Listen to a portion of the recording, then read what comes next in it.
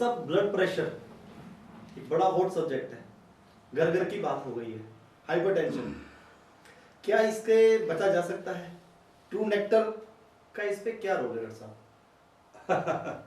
Hypertension देखिए, पहली सी बात मैं ये कहूँगा, हाइपरटेंशन कोई बीमारी नहीं है जी, लेकिन हाइपरटेंशन को बीमारी बना रखा है।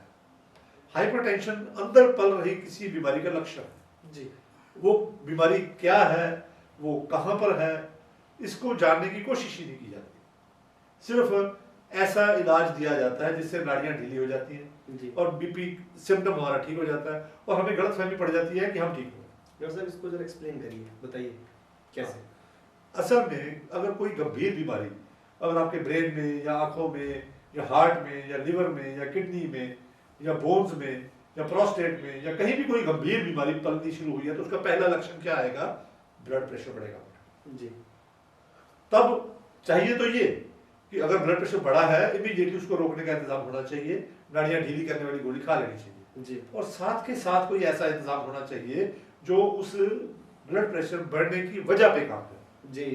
अब हमारे मॉडर्न मेडिसिन की प्रैक्टिस में ब्लड प्रेशर की वजह नहीं है। मरीज जानना चाहता है जी। कि मेरे ब्लड प्रेशर की कोई ना कोई वजह तो होगी ना, जी, क्योंकि कुछ भी कोई भी रोग बिना वजह के नहीं होता। जी, अब अगर वजह पे काम करना शुरू करेंगे तो इम्यूनिटी को उठाना पड़ेगा। जी, अब इम्यूनिटी को इग्नोर किया हुआ है, इम्यूनिटी को साइड ट्रैक किया हुआ है। जी, जी, जी। तो इस वजह से once a disease always a disease की कंडीशन बनी हुई है। बनी हुई है। अब ब्लड प्रेशर का अगर पूरा ट्रैक रिकॉर्ड देखें तो पहली गोली वो लगाते हैं नाड़ियां ढीली करने वाली एप्लॉडिपिन, जी, थोड़ी देर बाद बॉडी अडॉप्ट कर जाती है, फिर लगा देते हैं बीटा ब्लॉकर जी, जो हार्ट की पंपिंग को स्लो कर देता है। थोड़ी देर बाद बॉडी फिर अडॉप्ट कर जाती है क्योंकि बीमारी की वजह तो बॉडी में है ना।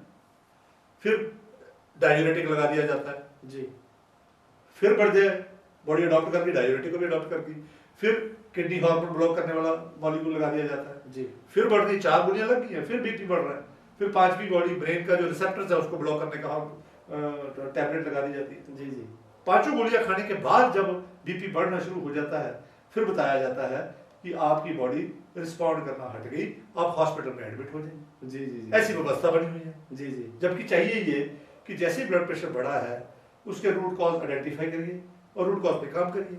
रूट कॉज हमारे इम्यून सिस्टम को पता है, हमारे अंदर के डॉक्टर को पता है, ब्लड प्रेशर भी उसी ने बढ़ाया है, जी, उसको सपोर्ट करो ना। जी, जी, उसने ब्लड प्रेशर बढ़ाकर ये सिम्टम दिया कि आई एम इनसफिशिएंट, तो आप उसको सपोर्ट करो। सिम्टोमेटिक मैनेजमेंट तब तक करो जब तक हमारा अंदर का डॉक्टर शुद्ध होकर सिद्ध होकर जागृत होकर बीमारी की वजह को खत्म ना कर। जी, जब हम नेक्टर देते हैं, फ्रूटा देते हैं तो वो बीमारी की वजह पे काम करना शुरू कर देता है। जिस भी अवस्था में है आप, धीरे धीरे आपकी गोलियां छूटनी शुरू हो जाएंगी, जी, आपका बैलेंस क्रिएट होना शुरू हो जाएगा, बीमारी शरीर से निकलना शुरू हो जाएगी और एक वक्त आएगा जब आपकी ब्लड प्रेशर की दवाइयां छूट जाएगी और आप नेक्टर और फ्रूटा के सहारे बाकी का जीवन बिना किसी डिजीज के गुजार सकते हैं।